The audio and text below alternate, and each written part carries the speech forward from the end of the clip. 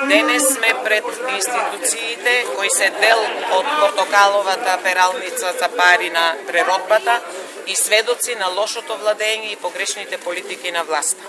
Со ваквото владење се доведува во прашање одржливоста на фондот за пензиско инвалидско осигурување и исплатата на сегашните и на идните пензионери. Дупката во фондот е скоро колку целата плата на јавната и државната администрација.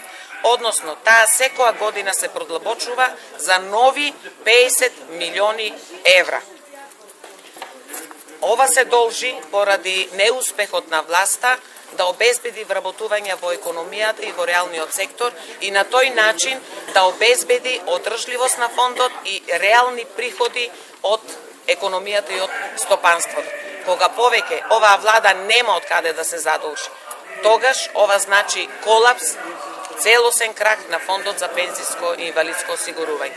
Исто така, зад нас се наоѓа уште една институција која представува дел од неуспехот на владењето на власта. Со квази реформите во здравствениот систем се доведува во прашање и здравјето на граѓаните, а и семејниот буџет. Се сеќавате на проектите што оваа влада не успеа да ги реализира. Еден од тие проекти е и бесплатната здравствена картичка. Оваа влада снимаше реклами, нормално со пари на народот, за бесплатна електронска здравствена картичка, но потоа се премисли и го доуништи и така веќе урнисаниот животен стандард на граѓаните со нова давачка од 1000 денари за секое семејство.